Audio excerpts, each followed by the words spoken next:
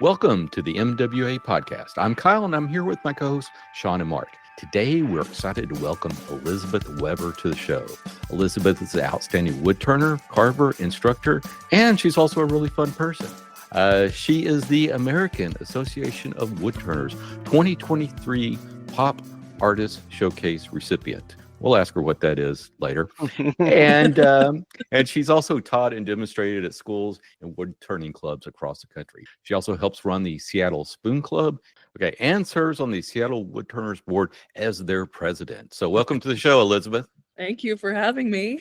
Oh, it's great. So I met Elizabeth at the Texas Woodworking Festival a couple of months ago. Fantastic. Yeah, you're a good friend of Kim McIntyre's. Yeah, she's the wood studio manager at Pratt. And when I first started, Pratt is a school in Seattle, Washington. It's the Pratt Fine Arts Center. And she was the wood studio manager at the time when I started renting space there so I could do woodworking projects. And so we've become good friends. And she invited me down to Texas to help run the spoon booth because last year when she was doing it, she was by herself and she didn't get one bathroom break. So she was like, "Hey, do you want to come down?" I'm like, "Yeah, absolutely. That way you can use the bathroom at least once." But we had a really good time, and Kim's got a very medic personality. So Sure. Yeah. And Elizabeth also did a couple of lectures or presentations there at the Texas Woodturning. One on doing carving, embellishing your bowls, and one on doing a undercut bowl, right? mm-hmm. Yes. One with an undercut rim. Yep. Mm-hmm. Yeah. And the good thing about the Texas Woodworking Festival is they record these. And so if you're interested in some of Elizabeth's work or want to see her presentation, I think you have 2 hour-and-a-half long presentations there. I do. Yes. Mm-hmm. Because I didn't, I was busy during that show and I didn't get to see any of them. So in preparing for this, I watched 3 hours of Elizabeth. So anyway. Ooh, that's so special. We got one-on-one time. So anyway, no, it was great, and you're a great presenter, and thank you. It's fantastic stuff. Please, listeners, go out there and check her work, which we'll be referring to. But before we get to Elizabeth and all she's up to, let's give our patrons a shout out. So who do we have to thank this week? For sure. We always like to give a big shout out to our Patreon supporters. Today, we're giving that particular shout out to our friend Joe Brumley. Joe, thank you for your support, sir. And if you, dear listener, would like to join Joe in the support of our podcast, you can go there to patreon.com/MWA podcast and help us out. All righty. Thanks so much, Joe. Thanks, Joe. Let's move on to what's in the shop. So, Mark, what are you working on? Well, I have some remote students starting next week. I guess this week when this comes out. I don't know how that works, but time. What is it? This time traveling thing is really hard. But so I have not really been in the shop. I've been at my desk migrating like all the content for the class to a new system. So my website decided to change the way they manage data. So I'm working on that. So it's a 10-week class. I've got the first 5.5 weeks done, so I'm way ahead of my students. Good head start. Well done. Yeah, I want it to be done. I want to stay 5 weeks ahead. So yeah, that's most of my time right now is computer work. But yeah, that's it. How about you, Sean? I'm working on a stool. As mentioned in our previous episode, I got a Lee Valley make-it-yourself corded seat stool kit, and the frame went together very quick. The drilling, I think it was 97 holes for hook nails, was tedious, and I'm working on weaving the final. What are the 3 steps of a Danish cord? It's you got the warp, and the warp, the the wrap, the warp, the wrap, and the weft. The wrap okay. covers the rest, and then the weft. I know it's like the simple version, right?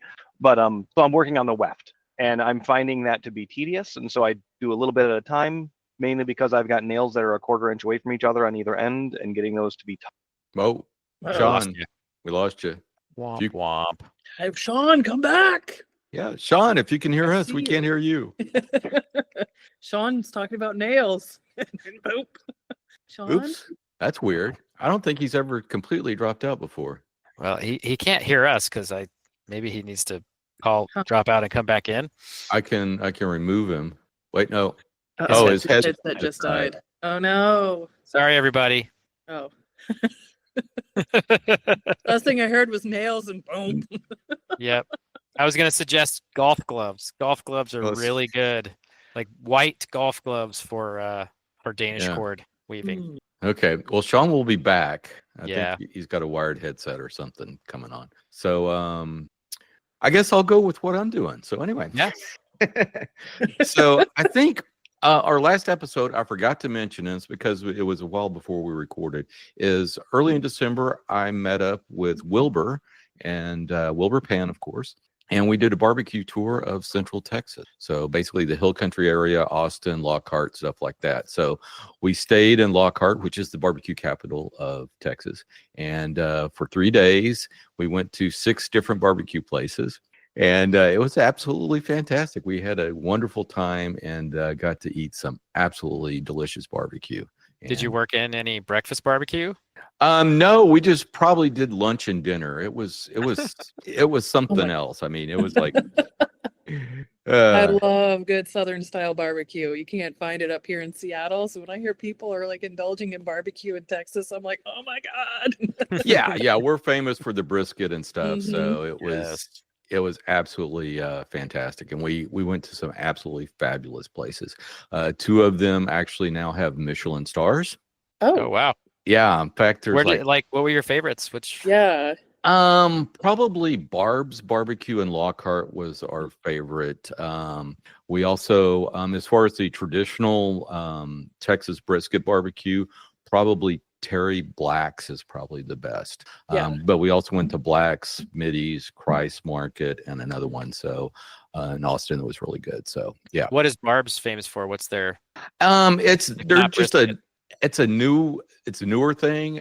They basically had the same stuff. They just have a little bit different take on it. I'd say, I think she was already a chef doing work and stuff like that before she opened up this place. And it's only been open for about a year, but yeah, I got a Michelin star and it's fantastic. They had this one side dish that was really interesting. The barbecue was fantastic. And they also had barbecue lamb chops. So the little popsicle things, which were fabulous. Did you guys just get like a 3 meat plate or like a big giant meat combo and split it? Exactly. Yeah. That sounds like fun. Yeah. And also in Lockhart, there was this little store that sells banana pudding, and they're supposed to be really famous for their banana pudding. And yeah, we ate a lot of banana pudding. It was fantastic. It was like whipped. So when you ate it, it was like eating a gelato or real creamy ice cream. Yeah, it was fantastic. Oh my God, I love banana pudding. It's like one of my weaknesses. Barbecue. Yeah. Kyle, I see another business in your future, like barbecue tours, I think. Oh, Could be the Guy Fieri of barbecue tours. Exactly. Yeah.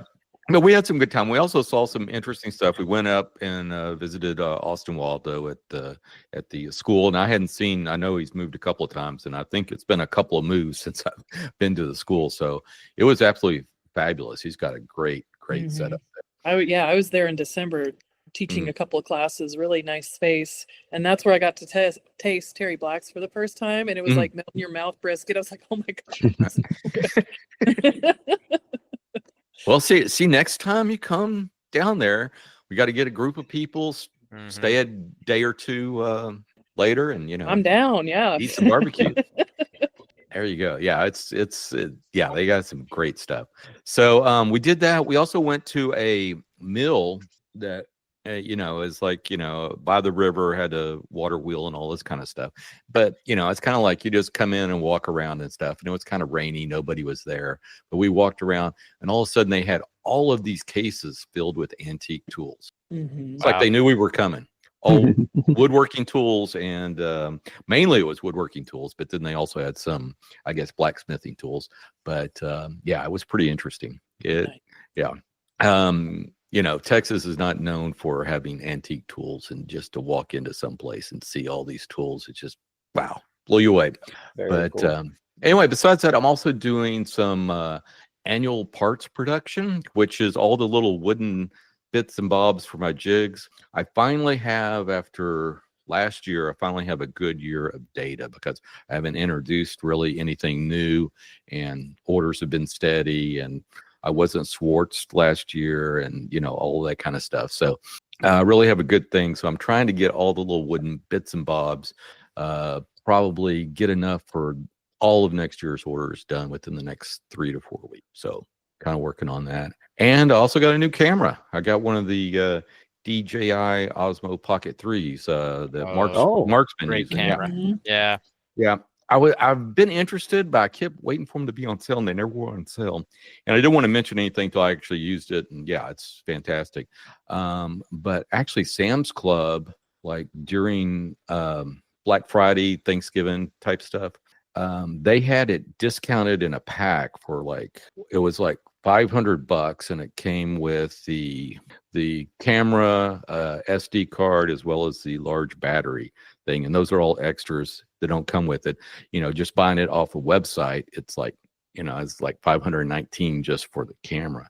But what I found out quickly is that a few of the stores, if you went and picked one up and they had them in stock, you could get it for $398. Whoa. Yes. So that's what I did. So it was fantastic. Yeah. $400. I've never seen them on sale.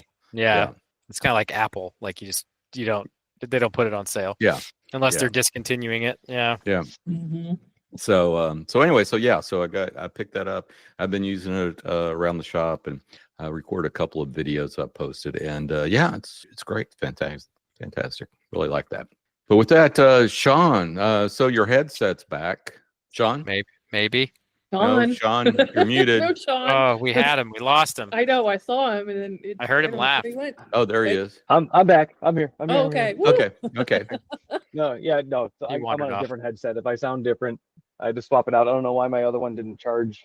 Yeah. Over the week, but Okay. So the last we heard, you were having some issues with the nails. not Sorry. not issues. Okay, so one issue I did have, and I mentioned the 90 some holes I had to pre-drill for these things.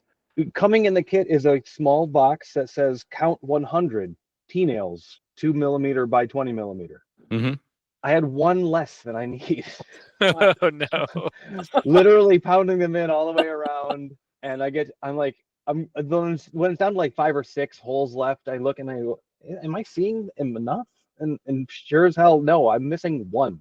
Oh, So I did my best, very amateur basement metal smith, and got a blowtorch on a 4-penny nail and bent it and flattened one end as best I could against the concrete floor and put that in place, and it's holding. So I mean, I think I solved my problem. I did actually go out to the big box stores in my area Mm-hmm. and an Ace Hardware, and nothing of the sort to be found. No. It's obviously a very specialized thing, and I didn't want to bother Lee Valley to send me something that I would probably weigh less than 5 ounces and cost more to ship than they're worth, just to get you, because I don't need 100, I'd need 2. And so it was that was a bit of a moment, and that kind of got me discouraged a little bit. But then going through, I'm as I look back, I'm probably a third away across doing the weave, and it's not complicated. It's just I haven't spent a ton of time doing it. I'll get there, I'll spend 10 minutes doing a few, I'll get 2 or 3 lines done, and then I just kind of take a break.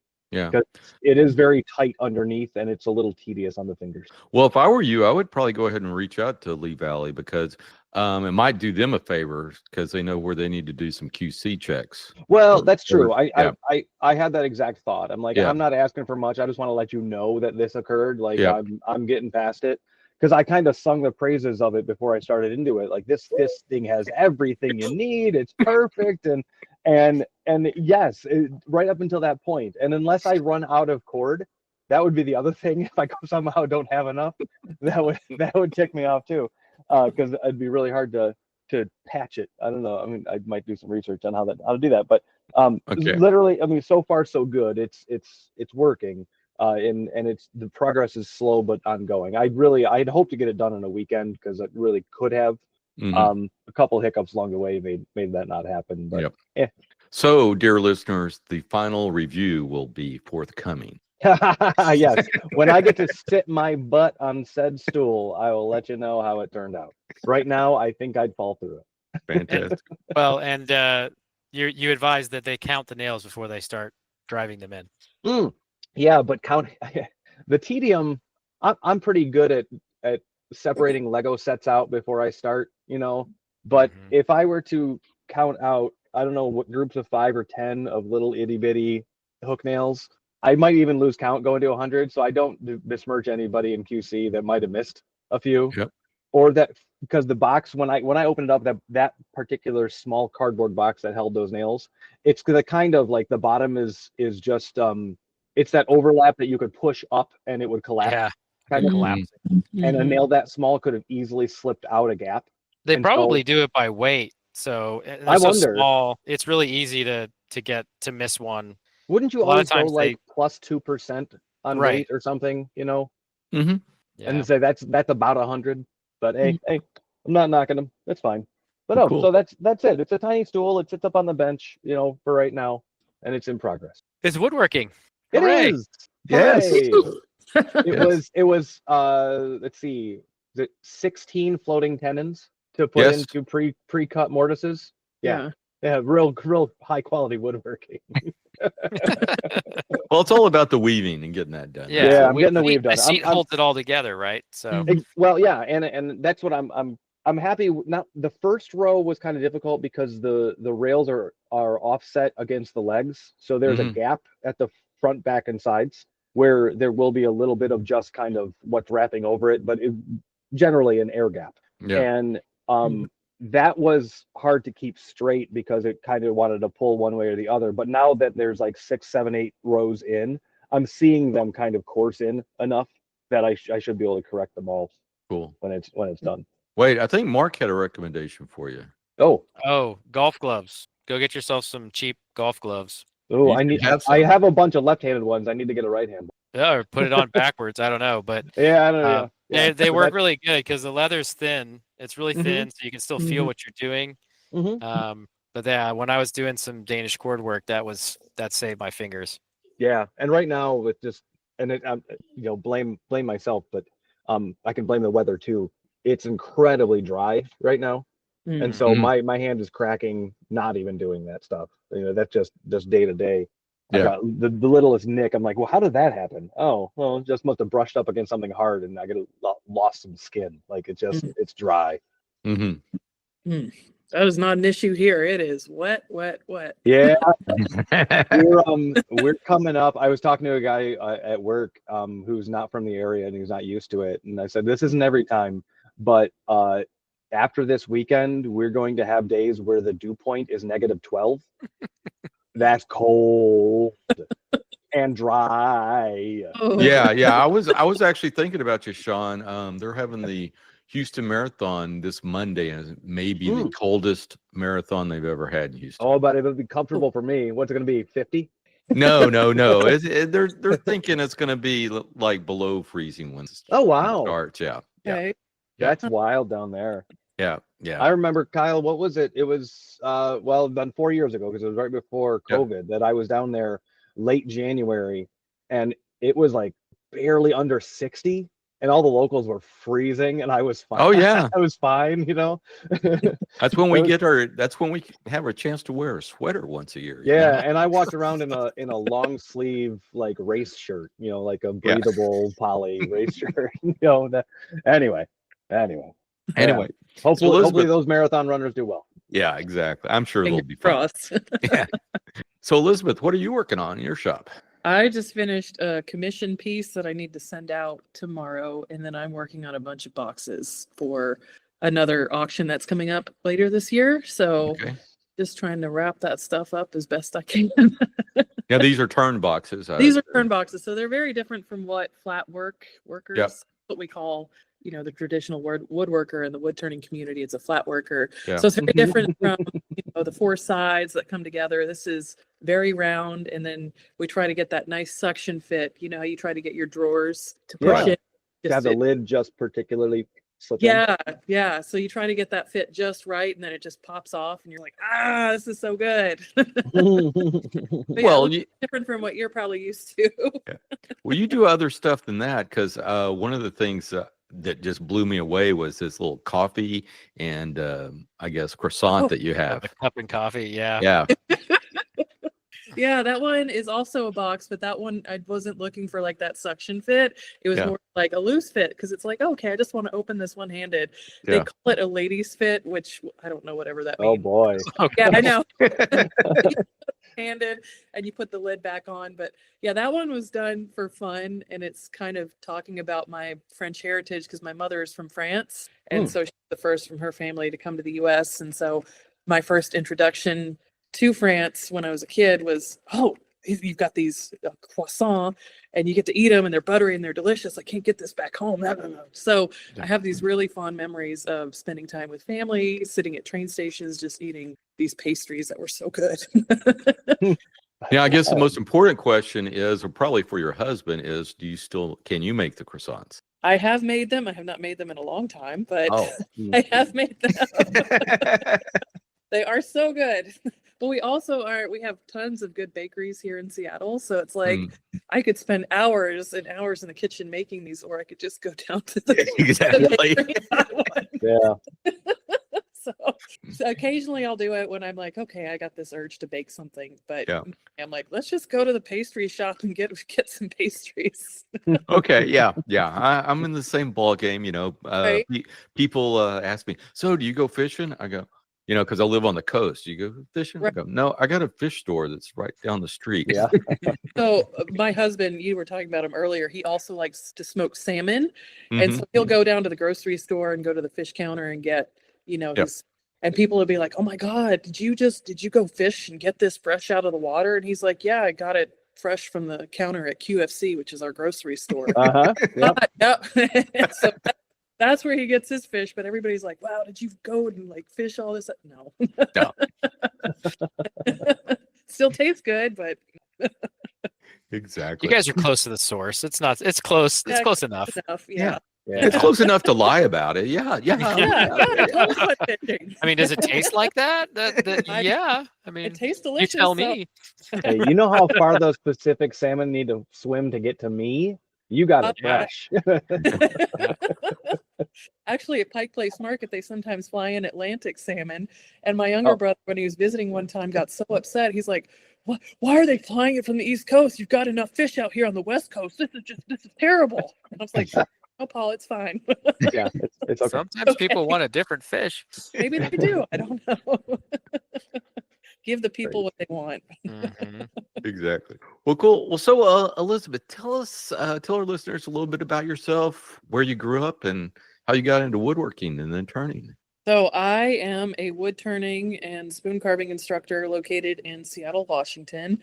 I'm not originally from Seattle. I was actually born and raised in Tennessee. So I grew up with Tennessee barbecue, because you were talking about barbecue earlier. Yeah. And I lived there for 28 years, and I went to school at UT Knoxville, which is where I met my husband. Oh, the other UT.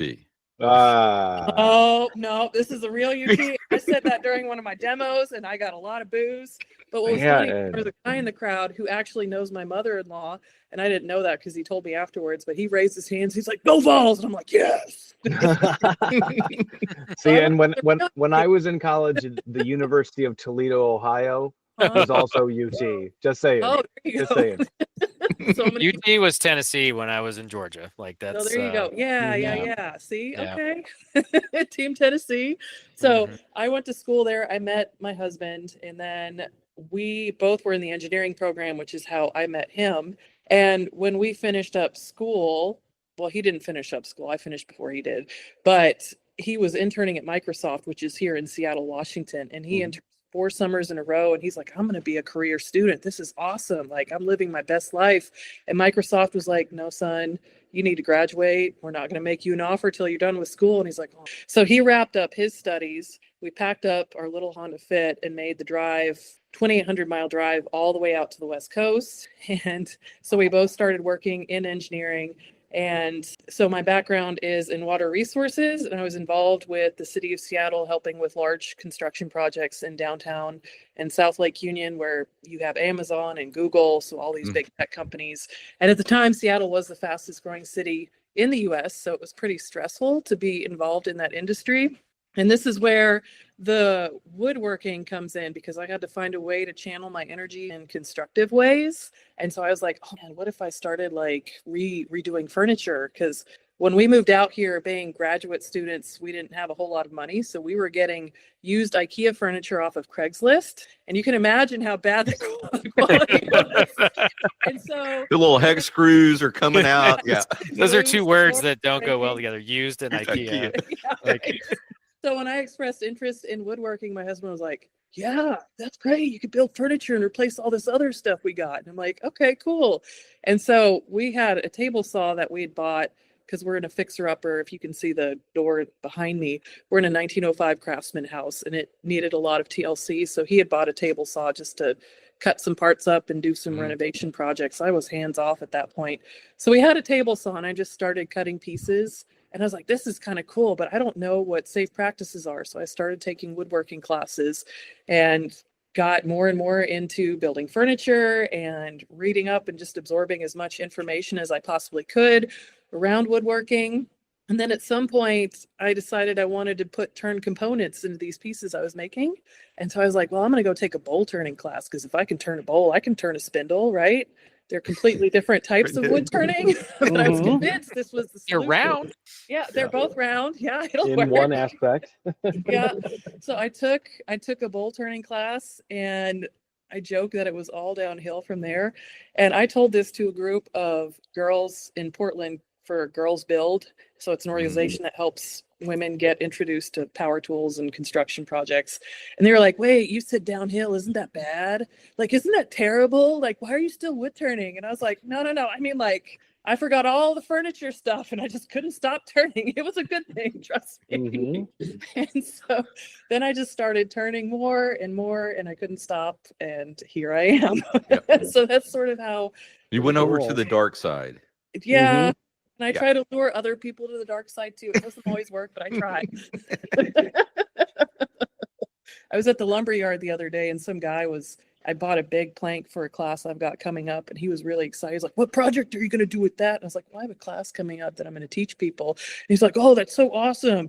And I told him I was a wood turner, and he was like, oh yeah, I've got a friend who's a wood turner. I was like, don't you want to come over to the dark side? Come on. No, I'm good. Come on, just right over here.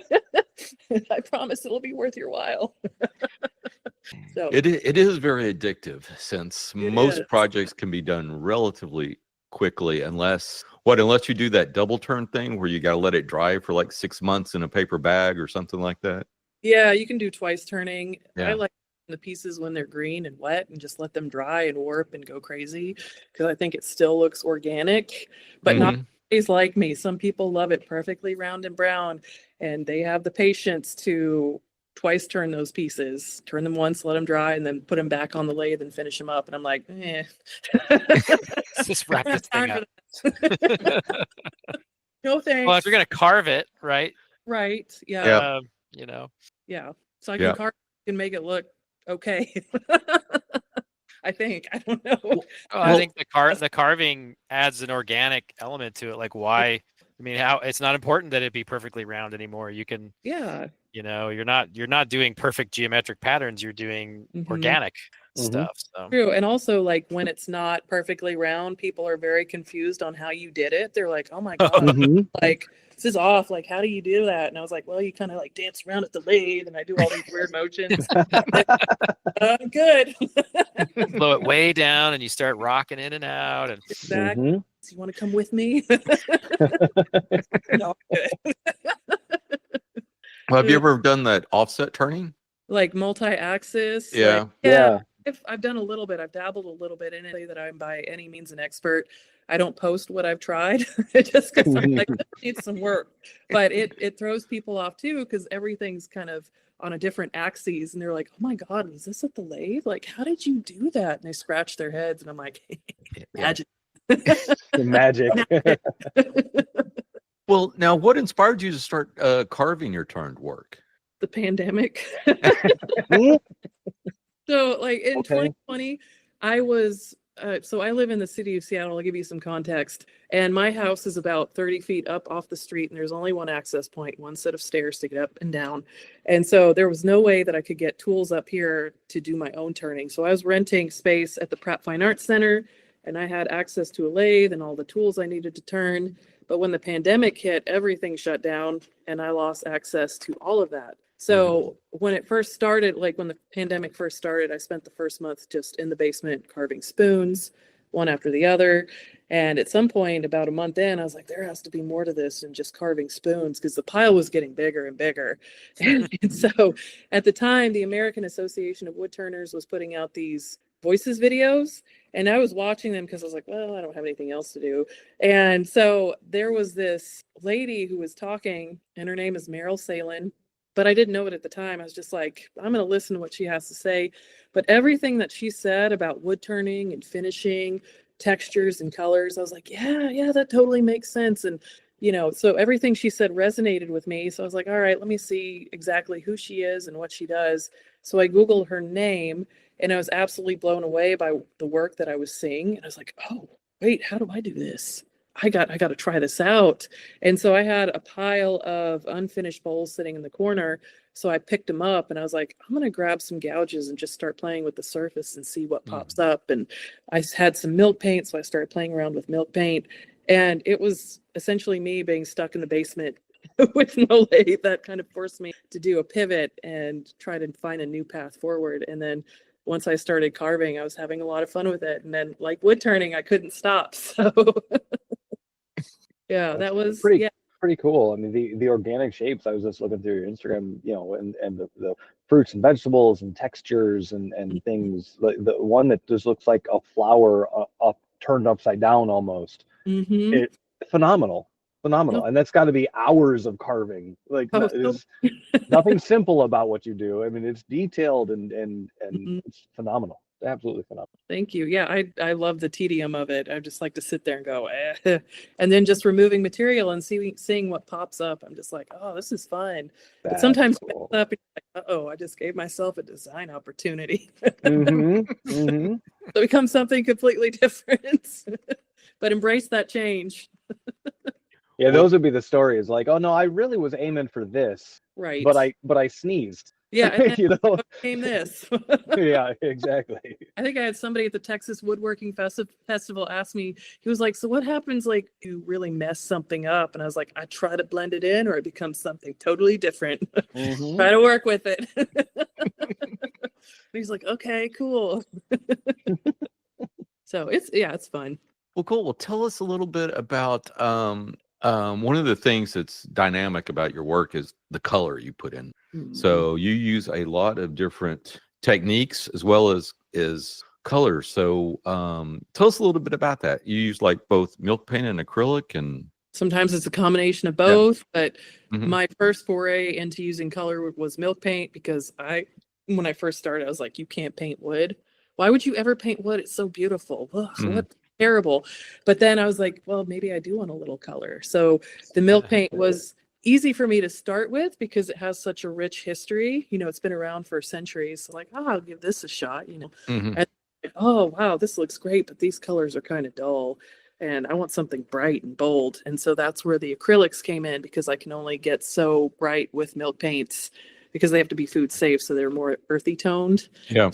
Yeah. So then I started incorporating acrylics, and I was like, man, look at all these bright colors. And then I was like, what if I did a combination of both of these things? And then it's like the best of both worlds. So yeah, sometimes I do a little bit of milk paint. Sometimes it's acrylics. Sometimes it's both. And usually with milk paints, I will layer multiple colors on top of each other, right? Especially with like simple textures. If you sand it back lightly, it highlights those textures. And I think that looks really nice. And if you do acrylics, there's a technique I like to use called dry brushing. And that's just a way to highlight some of those facets again, but you're not being very heavy handed with the acrylic. So it doesn't look terrible when it comes off the brush, like you've been heavy handed, but it highlights those textures and those colors. And then the combination of both would be, I put a base of acrylics, and then I come back over the top with milk paint, and I can wipe that milk paint off of the acrylic because the milk paint rehydrates really easily, whereas the acrylic doesn't. So it's another way to just highlight the carving. Yeah. Now, as far as using milk paint now, are you using that full strength, or do you dilute it? Coming from a bunch of chair makers, we usually mix ours fairly thin. I mean, usually like, 3 to 2, 3 parts water to 2 parts milk paint, or Yeah. something like that, or even sometimes lighter. But of course, when you start trying to thin it out, it all depends on the color. It's kind of interesting the way milk paint works. Some colors mix differently than others. So yeah. Some mix really easily, some don't. And Yeah. like the blacks, I'm just like, come on, come together. You can do it. Yeah. You can do it. It doesn't want to. Yeah. But, with the milk paints, I just do a 1-to-1 ratio really well for coverage. But Okay. I know people who try to go thicker than that. So they might do coat because they're like, well, I don't want to put, a whole lot of, they don't want to go back and paint tons of layers of paint. So they're trying to put it on thick. And the thing that happens with that is sometimes you get some cracking in the paint, which looks really cool because then it looks like it's aged. Sometimes it chips. And again, that gives you sort of that worn look. So I know some people who go the thicker end or the thicker route and it gives them sort of an aged look. Then there are others like you who do much thinner coats. And I tend to stay away from thinner coats because I'm like, I gotta get through this. Let's go. So yeah, just 1-to-1 works for me. Okay. Yeah. All right. Yeah. Yeah, I guess, we're usually in Windsor chairs, you're using layer paint. So it makes it easier when you especially really thin out that top coat to get kind of the bottom, the underneath color, kind of poking through, or at least, tinning your project, so to speak. Yeah. Yeah. So, I love little, like, what do you call it? Little peaks of color, whatever it is going through. Yeah. Yeah. Now, do you do any, do you sand any of that stuff back? Because I know milk paint in the raw has kind of a real rough texture to it. It does. Yeah. And I'll sand back the milk paint. I've tried to sand back acrylics and the acrylics are like, nope, I'm plastic. You can't sand me. So I'm just okay, this isn't happening. I've tried that a few times. I'm like, I'm going to make you work. And then it's like, no, you're not. Now, what do you use for, do you put a top coat on your projects? I do. So I'll usually, well, it depends on what the project is for. If it's a food safe project, I will just use a simple walnut oil. If it is something that is more artistic, I'll come in with like a varnish. And I have golden acrylics. Yeah, it's golden acrylics. They make a varnish that I like to spray over whatever I'm working on. It is a little time intensive. Like you have to wait 24 hours after each coat before you can come back and reapply the next coat. But I'm like, every good finish takes time. Yeah. Right. And then for like things that I've carved, but I don't put any color on whatsoever, I tend to go for waterlocks if it's sort of more artistic, just because I love how that sits on the surface and then it ages really nicely. And that's also a very labor intensive finish. You have to between coats to let it dry, like fully dry before you can come back and apply a new coat. But yeah, those are the finishes that I found that I really like. And I've tried all sorts of stuff. I've tried tongue oil. That stinks. I actually gave some spoons to my niece and nephew and it was finished with tongue oil and it hadn't like fully cured. So they opened the package with the spoon and they went, what is this? They were like 5, like 3 and 5. So they were very opinionated. They were like, it stinks. But yeah, I've tried all sorts of stuff, but those are the ones I found work really well for me. Well, I'll make sure and put my my pitch in for Sutherland Wells. So that's a real nice polymerized tongue oil. And I mentioned it before on this stuff. And the reason I mentioned this because I was talking with David Duyard, and he says, hey, he still has a 10% discount coupon for that. So I will put that in the show notes for our listeners. So go over there to the podcast description. I'll put in a link to Southern Wells, my favorite, which is the botanical polymerized tongue oil, and it's absolutely fantastic. And it dries in like 24 hours. But that's awesome. Yeah. So, and it's all natural, no VOCs and stuff like that. So it's even better. Yeah. They have this. Well, they have 2 different kinds. They have some that's low they have low VOCs, and then the botanical line is 0 VOCs, and it has a special thinner in it that's, I think it's citrus based. Smells wonderful. Yeah.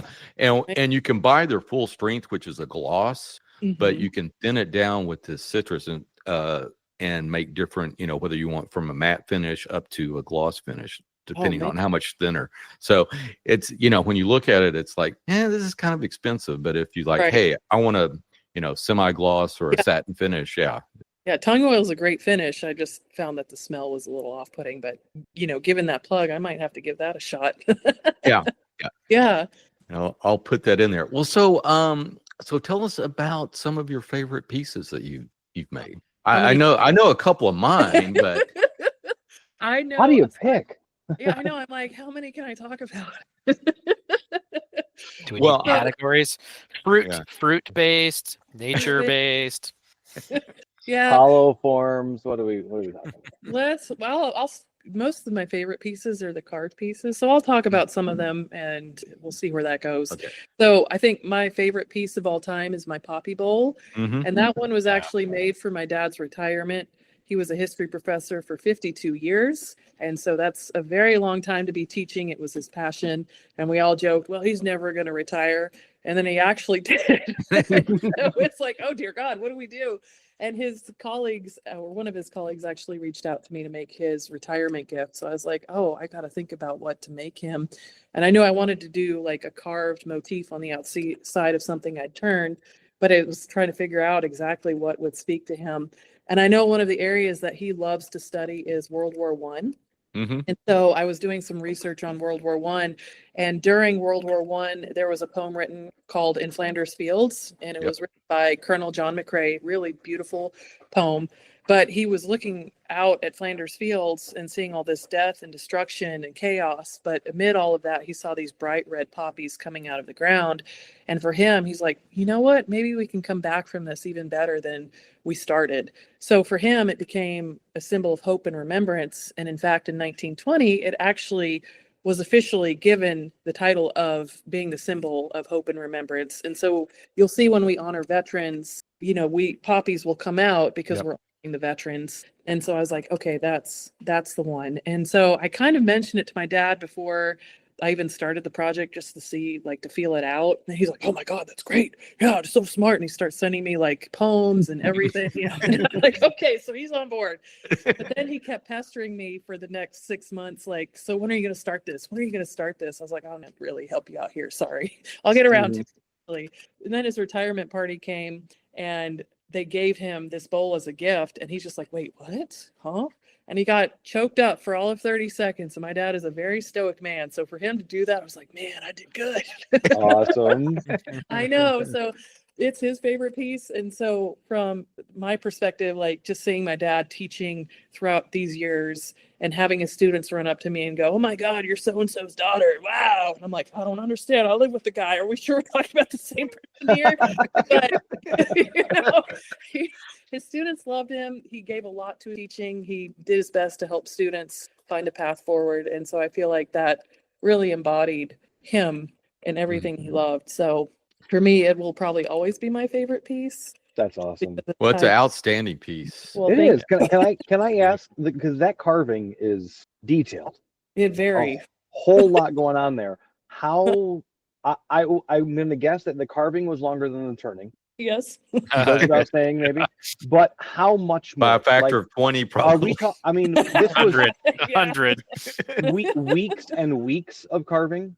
It was. So for me, this project was like a lot of new things that I'd never tried out before. So there were some unknowns. And I was like, this could fail. I don't know, but my dad's worth it.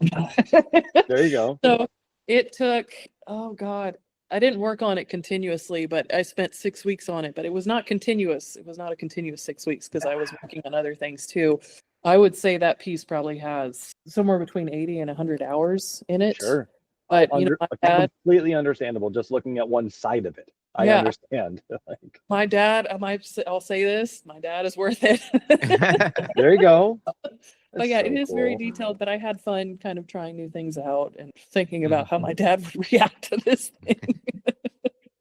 So yeah, so that is my favorite piece. I think another one that I like, if we're staying on the flower theme, is this sunflower bowl that I did. Mm-hmm. And growing up, I kind of talked about the croissant box a little earlier, going to France and seeing family and friends. And I remember riding the trains throughout the French countryside and looking out the window, and I would just see fields of sunflowers. And being like 5-6 years old, I was completely disgusted and put off by these flowers. I was like, why are there so many sunflowers? These are gross. And I don't understand what the obsession is. What? So I was put off by sunflowers for the longest time.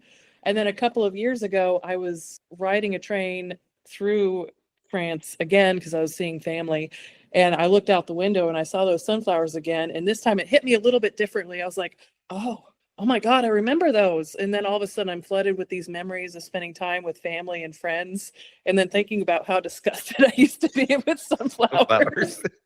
And so I was like, okay, maybe I can actually carve that onto the side of a bowl and see what comes up. And so the sunflower sort of embodies, again, that time spent with family and friends and thinking about the happy memories riding the trains across the French countryside. So it's actually a happy piece, but it didn't start off like with a love of sunflowers. Actually, I hated sunflowers so much. Yeah. Now for our listeners, you need to go out to the website, and links to our website will be in our show notes, of course, and look at some of this stuff. But it looks like, I mean, is that relief carving that you're actually doing there? Mm-hmm. So I'm getting in behind those petals. And you probably can't see it from the picture, but I got in there real deep. And of course, like that made those petals very delicate. Sure. And sometimes when I'd pick that piece up, I'd hear something snap and I go, oh no. But honestly, would it be like a petal falling off a flower at that point? I mean, it could be, you know. Yeah. Half a petal left. It does happen. It does, but you know, I was like, okay, well, let me see if I can pull that into the project, and then, you know, trying to be very careful with making sure I didn't snap too many of those petals. Mm-hmm. Some of the petals got a lot shorter. So like, hey, it'll work. I'll make it work. It's natural. Yes, exactly. Nature. Yeah. It's unpredictable. But that one is another one of my favorites. Another piece that I did is the barnacle bowl. And I that's like, cool.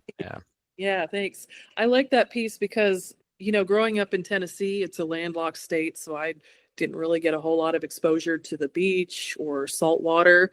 I think I went to Destin once in high school, and that was the only time I'd ever seen the beach or been to the beach. And so moving to Washington State, I was surrounded by all this water, and I'm like, oh my God, this is amazing. And I love water with my background in water resources. And so I remember walking along the coast one time and I saw a rock covered with these white things, kind of white, I don't know. And I was like, oh, what are these? So I start pushing them in and, you know, they're exploding. And I'm like, ew, that's kind of cool. And somebody's like, those are barnacles. And I was like, huh? What? So I was like, oh, these are really awesome. And so for me, the barnacles sort of represent the move out to Washington State and starting a new life out here, because Washington State's very different from where I grew up in Tennessee. And, you know, if you talk to boat builders, they don't like barnacles because they have to scrape them off of boats and it's a real pain. And so for me, I'm just like, well, just embrace the ick, right? You know, and it signifies finding a path forward and embracing that change, because it's not going to be easy. And, you know, barnacles will find a surface and they will stick to that surface for as long as they possibly can, because, you know, again, ask any boat builder that. And so for me, it's finding a path forward, sticking to it, and then embracing any sort of change that comes along the way. So I like the barnacles and the barnacle bowl for that reason, but not everybody agrees with me. No, I think it's fabulous. I just want to know how you created the barnacles, because I assume that's kind of almost a relief carving type thing too. Kind of, yeah. So it's all carved from one piece of wood, and I just basically took the surface down and left these little round mounds. And then what I did is then I carved the texture into the side of the barnacles and then drilled a hole into the center of each of them. So it's a lot of repetitive carving, but again, I like that tedium. I like to sit there and just, ooh, let me go at this, you know. I can like get some of lost the in shapes, like you were using almost a keyhole drill where you could get, once you were inside, you could get a little around that without widening the hole too much. Yeah, so I was like, I have these bits. Like a ball end or something? Not a ball end, but they're for like piercing. Okay. But so they've got like a tip that it comes to a very sharp tip, and they're not very big, because with piercing, like they're like 1/16 of an inch shank. So very small, very thin, very and small. At very fast speeds. And so I can get in there, and it's a tapered tip. And so then I can angle it a little bit and dig out. And just, wallow it a little bit out. Oh, yeah, okay. That's a good observation. So yeah, I was in there. I was like, okay, let's get a little bit more. I couldn't tell if it was just like, because it looks like after the fact you're painting the inside black Mhm. on that piece to give that depth to it. Right. But just noticing some oblong shapes there, like there was some finesse going on there. It wasn't just like poking a single hole and going with it, right? Mhm. That's awesome. Very Yep. the thank you. organicness again, like your artistry on top of your artistic wood turning. You know, like it's such a great marriage. It really is. You. I appreciate that. And I'll talk about one more set of pieces that I like, and it's my fruit pieces, the ones with the lemons and the lime and the coconut. Mhm.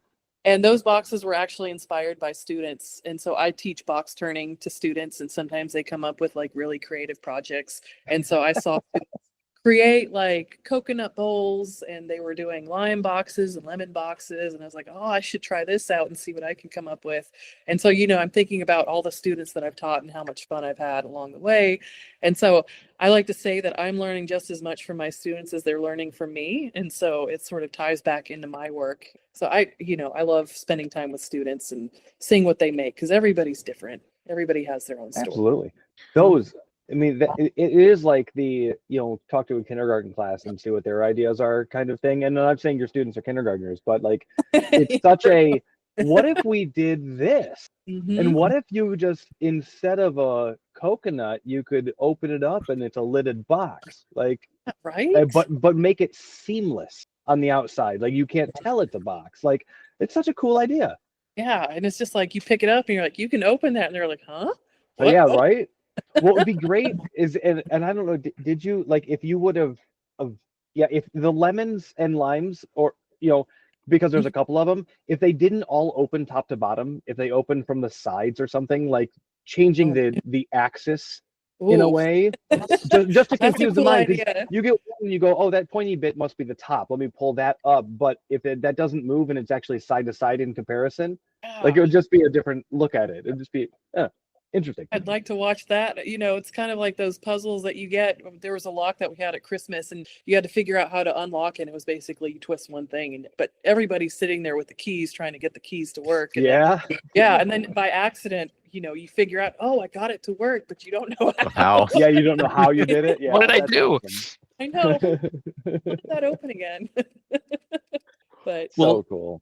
Well, tell us about some of the tools that you use to do those carving. So I started off very traditional with gouges, and because with Seattle Spoon Club, I helped found that. But they're very traditional, like use gouges, no noise, no power. So I was on board with that. So all of my carving started with hand, terrified to go into power, because I was like, if they find out, they might kick me out or something. I don't know. It was very your own club. yeah, I'm like, wait a minute, don't leave. I want to come in. No, but so I started very traditional with just gouges, and then somebody messaged me one time and they were like, I know you have all these ideas, and if you put power behind it, it might go a little bit faster. And I was like, I know, but that's a bad idea. But then I took a class, and one of the requirements was actually to use a power carver.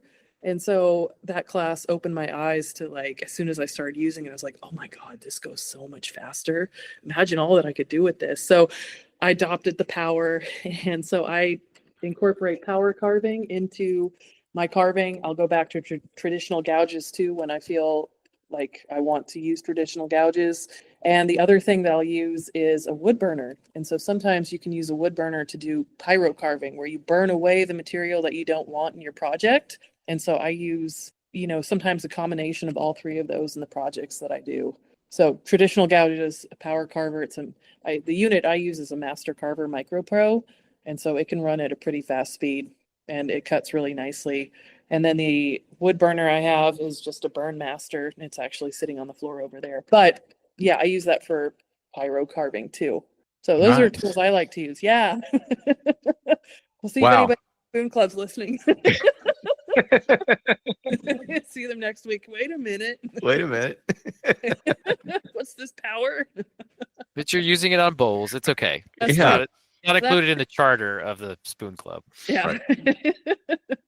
It's just, when you're at the Spoon Club, I'm just going to walk away with this blank, and I'll come back next week with the finished spoon. Yeah, it'll look great. It'll be perfect. Do they get mad when you use a lathe to turn? Like it's No, they don't. Different project. Yeah, different project. Yeah, they're fine with it. I think they're fine with whatever. I just like to tease them, like, oh, I actually took a piece I was working on where it was a combination of the power carving and the wood burning. And my friend, she's very traditional, and she picked it up and she said, oh, you must have used the world's tiniest gouges to get in there and do all that detail. I was like, yep, that's right. And then she brought it up because I'd used a wood burner, and when you use a wood burner, it smells smoky on the project. And she brings it up to her face. She goes, and I painted it black. So she's like, oh my God, did you take a flame to this too? And I was like, exactly right, it's black. So I was like, I'm just going to leave it there. So I was safe. But I just remembered, like, oh yeah, the smallest gouges, and you put a flame. So what they don't know can't hurt them. Exactly. Until now. Found out. Well, that's a great segue. So tell us about your spoon carving. I mean, your spoons are you have traditional spoons that you've carved, but then you have some really nicely wonky painted textured spoons that look like leaves or flowers or whatnot. Yeah. They're just outstanding stuff. Thank you. Yeah, they usually, with spoons, I like to play around and have fun with them. And I'll also make traditional spoons too, just because, sometimes people just want a regular spoon. But when I don't have that hanging over my head, I'll just go crazy with it and make those wonky leaf looking spoons just because it's different. And sometimes, if you look at the handles of some of my spoons, they have patterns, they have colors, they have textures. And for me, they become basically like a little storyboard for me to practice other textures that I might want to put on the side of bowls that I'm turning. So, I like to have fun. And what I love about spoons is that it's easily accessible. And so you just need a few tools, some wood. It could be a branch from a tree. Maybe your neighbor's tree needs to be pruned a little bit. Just, help yourself. Actually, don't take that advice. But just, simple branch. As long as it's hanging over your property line. Yeah, as long as it's on my side of the fence, I'm just going to. So, if a branch, you could break that down and then start carving spoons, and you can do it anywhere. Like I said, I was carving spoons in the basement during the pandemic, and it worked for me because I didn't need any power tools to actually do it. And you can, I have a friend who actually carves in bed. Bless his wife. But, you can carve anywhere, but do it at your own risk. Anywhere you have permission. I tried carving while watching movies, and my husband's like, can you please not? Like, what? He's like, I hear it. Anyway, yes, do it at your own risk. Yeah. I'm thinking, I don't know, in your bed, I guess it's better than crackers. I guess. I don't know. Shaving stick to everything, and I mean, it won't attract any insects. So that's true. I mean, termites, but not. Well, they're higher in fiber too, so I don't know. They might be a little bit more painful than crumbs. I don't know. Well, now most of your work, are you selling most of your work, or commission, or what? Sometimes it's commission work. I've got pieces I have to take to a gallery here in Seattle. And so my stuff gets spread out over places. And so right now I'm just kind of like, I got to keep up. So I will sell pieces. And if people want to reach out to me for anything specific, they can feel free to fill out the form or the contact form on my website. And usually I'm pretty good about responding, although I've gotten worse with time, but I try to be good about responding when I can. So yeah, I stay busy, which is good. Well, so what about your own personal spoons and bowls? Do you have all the rejects in your house, or do you have some nice pieces too? I keep the rejects. I'm like, nobody else is going to use it. I'll keep it for myself. So it's a good way to test. If the rejects will last, then I know the good stuff that goes out the door will be just fine. But I have some reject spoons that are sitting on the kitchen counter right now, and we use them regularly, and they're doing just fine. So okay, all right, just like most professional woodworkers I know. Yes, they got their share of IKEA furniture. Yep. I can't break myself, to do that to the bedroom furniture, but just might do it. Well, cool. Well, so tell us about some of the classes you teach. What types of classes you teach, and do you have any upcoming ones? I teach mostly wood turning classes. That's like my bread and butter. And I occasionally teach spoon carving classes. And so with classes that I've got in wood turning, I've got I'll teach beginning wood turning. I'll teach intermediate wood turning. I will teach exploring form, texture, and design. So if you're wanting to do wood turning and then add colors and textures, or even just textures to the piece you're working on, I teach classes on that. And that's usually what I get pulled into doing at these schools, craft schools across the country. They want to do the form, texture, and design. And so that's where the carving and coloring happens. But locally, I stick to mostly pure wood turning classes. Mm-hmm. And then with spoon carving, you know, I'll teach that at a couple of craft schools a year. And so coming up, what do I have? I have at John C. Campbell Folk School in North Carolina. I've got that form, texture, and design class coming up. And then a bandsaw box class. So I'm working with a friend. We co-teach a bandsaw box class. So we'll make bandsaw boxes that don't look like traditional bandsaw boxes. And we taught that class last fall. And it was fun to see what students came up with. We had coffins, we had outhouses, we had leaves, we had birds, we had just everything you could, a fish. Yeah. We had what, the Veggie Tales. I saw that. Yeah. So like you get this whole like a broad spectrum of what students want to make. They come in and they do that. So I'm teaching that class again in March with my friend. And then after that, you know, more classes on form, texture, and design, exploring colors and textures. And I'll be in Port Townsend, which isn't too far from Seattle. And then I'll head out to the East Coast, like Northeast. What is it? Snow Farm. And they're in Massachusetts. So that's like, oh, that's cool. There you go. So I'll be in Massachusetts, first time ever. And I'm excited about that to be in. Oh, cool. Yeah. And then I get the summer off, which is good. I'll probably teach locally, but yeah. And then in the fall, I'll have a spoon carving class and then Peters Valley. And I've got a couple of demos and symposium. I have one symposium. So yeah. Jeez, what a schedule. But you mentioned, Josh, don't, you mentioned your dad and his long teaching career. I can tell some of that rubbed off on you. I think so, but I was very much like, I went into engineering with the whole purpose, like, I'm not going to teach ever. I don't want to teach. I don't want to deal with people. Like, it sounds horrible. Mm-hmm. And then I started teaching, and it started off as a graduate teaching assistant in engineering when I was in graduate school. And I was like, man, interacting with these students is actually kind of fun. I see why my dad did it for so long. There you go. And so it kind of like in the back of my head. And then when the opportunity to teach wood turning came, I was like, yes, let's do this. I want to see the students thrive. I want to have fun. So I think some of that did rub off on me, and my dad's excited. He's like, we have another instructor in the family. Yeah. Maybe a non-traditional from the collegiate side of things, but darn good in your own right, for sure. Well, I think he's excited regardless. He's like, you're teaching. That's awesome. I'm really proud of you.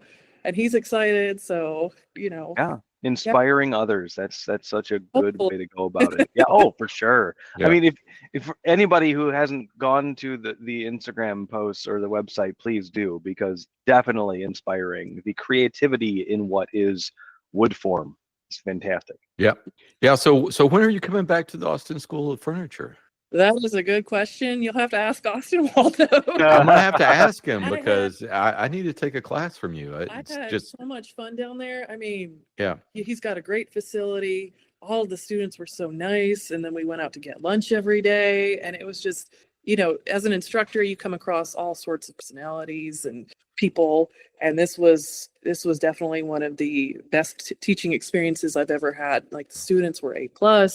Austin's great. They had a holiday party right then. So if you're in the Austin area and you need to take a class, go there, because you will have fun.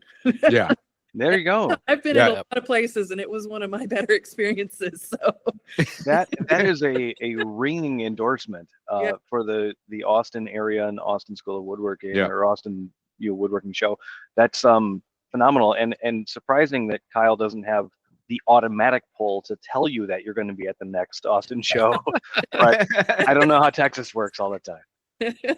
Yeah. Well, hopefully she comes back soon, because that would definitely be a class I have to book. Mm-hmm. Or or if you come somewhere and near Sean or Mark, that'd be a good time too. Missouri or where are you? Toledo? Yeah, rough Northwest Ohio. I'm just outside Toledo, Ohio. There is nothing to do here. Don't come here. No. What's that school that's up there? That Which, you always. what school? The one that what Mark is it? Adams? Oh, no, not Mark Adams. Mark Adams is Indiana. If you say it, I know it because we've had a number of guests that taught up there too. Sam Buford. Yeah, Sam Buford. Sam Beaufort. They're in Adrian, Michigan, just about 35 miles or minutes. Oh, cool. So they're not far. Well, I will be in Ohio. Well, it's in Cincinnati, so it's a little bit further. Yeah, it's a poke. Yeah. That's the symposium that I have coming up in October. So I'll be in very cool. Yep. Just look north and wave. Okay, I'll do that. The smoke signal will get there in a few hours. I'll see it. Well, you need to stop by Chris's place at Lost Art Press. Oh yeah, for sure. Is he in Kentucky? He's in Kentucky. Covington. Yeah, Covington, across the river from Cincinnati. Oh, okay. I didn't know that. Yeah. I knew he was in Kentucky. I didn't know exactly where in Kentucky, but yeah. We'll walk over the bridge. Kyle and I have walked that bridge. Yep. Like, what's that? Seriously. Yes. Yeah. That would be a great time. Well, so tell us a little bit about your shop. Are you working out of your house, or you said you were going to Pratt? Or are you still doing that, or do you have a community shop you're working out of? So like I was saying earlier, there's only one point to get up and down my house. And so unless somebody brings a crane over, no way we're going to get power tools into this house. So what I do, I don't rent space at Pratt anymore. I actually share a shop space with three other woodworkers that show up consistently. And then there's some contractors who come in and out of the space. But it's essentially a communal shop between all of us. And so I have a little area for my lathe, my grinding tools, my bandsaw, and then I've got a little tool chest. And then, they have their little sections where they can work on their projects. And then there's like table saws that we can share. We've got a miter saw station that's open to people to use. And so it's good because I get to share that space with other people. And so I'm not alone during the day, Right. So I have others to talk to, or if something goes wrong, they're there to watch out for me. And so it's also fun to see what they're working on because everybody's doing something different. Like one of my shopmates is working on this walnut bench with bookshelves running across the bottom, but they're kind of offset from each other. And it's a really long bench. It's at least 12 feet long, and so it's been cool to watch him bring that together. Another guy is doing these bent laminations, like these massive bent lamination sculptures. And so it's been fun. He has this massive bandsaw, an Oliver bandsaw, and he resaws these oak veneers and then he'll re-glue them. And the amount of clamps that he uses to bend these forms, I'm like, how do you have so many clamps? So many clamps. But his work is just really amazing. And the other guy is a contractor who comes in and out of the space. He's done some pretty cool stuff while he's there. And then there's me, and I have my little lathe and I have my space, and I'm just happy as can be. And the space is heated, which is a positive because I worked in spaces where it's been unheated. And I'm like, I don't have to put on like 20 layers. This is great. Hey, yeah, we're just opposite here. It's like, it's got to be air conditioned. Yes. When it gets above 80 here in Seattle, people are like, God, it's too hot. Yeah, Austin's first, the Austin School of Furniture, their first place was unair conditioned, except where all the machines were. But they had a air conditioned little place where the benches were. But yeah. Oh, that hurts my heart. Like, yeah. We're all different. Can we agree on that? If you're from one area, you tolerate it differently than we all do. My wife wants to move to warmer climates, but I appreciate seasons. Those seasons might dip to negative 20 degrees in the worst and over 100 degrees at the other worst. But we see it all. You do. We have humidities from 10% to 90%. It happens. It's just, whatever. Yep. We have summer and then we've got rain. Those are our seasons. Yeah. 3 months of summer, 9 months of rain. Yes. We all have something to deal with. And speaking of that, so what do you do outside of woodworking? Do you have any other interests or hobbies? So it's funny you brought up barbecue earlier because I was like, man, I love barbecue. So my husband loves to smoke salmon and he loves to do like barbecue brisket and buy a huge brisket and just spend the whole day cooking the brisket. And then we'll invite a bunch of people over. So he and I will pair up and I'll make a bunch of sides to go with the barbecue. And then we have a bunch of people come over. So we like to have Southern style barbecue parties because being from Tennessee, we don't get that kind of barbecue out here. Yep. Also, we were getting frustrated, we can't find good barbecue. And so our solution was like, well, let's just make stuff at home and see if it works. And so, so we'll have these parties. So I like to cook.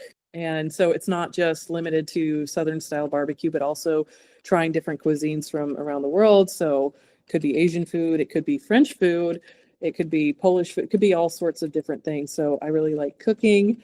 I like traveling when I get time, and it's not related to teaching. Yep. And then what else do I like to do? I like to watch true crime documentaries, and probably a little bit too much, because my husband asked me one time, I think I was watching another special on Ted Bundy, and he's like, how many Ted Bundy things can I watch? I've seen 4 already. I was like, I don't know. Sorry, Rick. There's something else I don't know about Ted Bundy yet. Yeah, come on. Didn't you know? Gotta learn it. So that's a little bit of me in a nutshell. Okay. Well, if your husband ever turns up dead, are your secrets safe with us? So when I had COVID last summer, I actually sat in my room and I just watched hours and hours of true crime documentaries. And I'm like, somebody's gonna put like a flag on me. well, fantastic. Well, let's move on to our fortnightly beer choices. So I have something unique and highly recommended, and that is St. Arnold's, which is one of our great craft breweries in the Houston area, probably the first one and probably the largest one, has delved into ciders. And they have, this is probably should be a summer drink, but I found it in the store, and it is the Imperial Watermelon Cider. And it is absolutely fantastic. One of the best ciders I've had in a long time. And it's 8.2% alcohol. So it is a hard cider. That's a hard cider. Yeah, so I only had one of them, so we're good. Okay. Yes. But anyway, and I switched over to my famous Austin cider, Blood Orange, which is a good cider. But I was just blown away with this St. Arnold watermelon cider. So if you don't live in Texas, you probably can't get it, but it's good stuff. Awesome. Yes. So Mark, what are you drinking? Just water tonight. Good for you. How about you, Sean? So dry January lasted about 3 days, and so I'm I know last time you were going, I'm going to give this dry January thing a try. So it went 3 days. Yep. Against all those ideas, I went into the shop today and found some Urban Artifact teak. Seemed fitting, wood base, but it is a tropical fruit tart ale. So it's a little sour. Yeah. Very kind of dark citrusy, and it's very good. Elizabeth, how about you? What are you sipping on? Well, I am sipping on water because it was still very early when this started on my end of the. Oh, your end of the world, yeah. If I were to make a suggestion on anything, I would say a Sam Smith chocolate stout would be my go-to for. I don't know if you all have had that before, but I love chocolate and I like stouts, and it's like the best of both worlds because it tastes like chocolate. And it is. I've had that. It's been a while, but if I remember right, it's aqueous, if I can use that word. It's not a thick stout. It's got, it flows, but it has a good chocolate flavor. Yeah, and it's smooth, it's creamy, and it's so good. Perfect for those winter nights. Well, fantastic. Well, so Elizabeth, where can folks find you on the interwebs? You can find me on Instagram at my Instagram site, icasa_woodworks, or you could find my website, icasawood.work. I do not have Facebook, so don't try and find me there because I deleted my account in 2017. Well done. Well done. So what's a casa? Where does that come from? Oh, so we're going to get nerdy here. We should spell it for them so they're not trying to spell casa like CASA. Oh, ICOSA. So it is short for an icosahedron. And I'm going to get nerdy here. It's a 20-sided polyhedron. Yes. And so if you've ever 20-sided die? Yes. If you've ever played Dungeons and Dragons, there's Sure. a D20. So it's essentially the D20. And there's a huge plushie over there that my husband bought at like a game conference. He's like, I got to have this. I'm like, cool. So yeah, it is a D20 dice essentially, but that's not the reason behind it. Because my background with math and water, I was like, oh, it's it's a polyhedron. It's 20-sided. That's awesome. My birthday is on the 20th. And so I was like, oh, it's a sign, right? 2020. And then it's also Plato's symbol for water. So I'm getting a little philosophical here. For your water background. Yeah. Yeah. Okay. So Water like, Aqua engineering, yes. Yes. And a lot of people are like, that's your last name. And I'm like, no, it means a little something. Right. Yeah. My last name's Weber, like the grill. So that's what you know. Yeah. Also philosophical. Yes. Yes, Yeah, right. very. I do like barbecue and all things grilled. So that's the meaning behind it. Yeah, it's that is very cool. I was wondering the same, and I'm glad you explained it. Thank you. Yeah. Cool. Well, so tell us about what kind of feedback we got, Mark. Well, we got some feedback from Ron Goritsky's episode 537. Robert Tolnai says it's awesome and it's fire. Swell Furniture says it's a great show. Rex Hansen really enjoyed the show. He says it was a great pod. Cowdog Craftworks weighs in with nice. And Tackett Maid said they really enjoyed listening to the show. So leave us your comments. We love to read them. And we like to know that you're enjoying the work we're doing here. And that just about wraps it up for this show. If you haven't already, please subscribe to the show on the podcatcher of your choice. Just search for the Modern Woodworkers Association. And while you're there, please leave us a review. You can follow us on Instagram at MWA_podcast. And if you'd like to support the podcast, go over to patreon.com/MWA podcast. But the best thing you can do is tell a friend. Word of mouth goes a long way in sharing our discussion.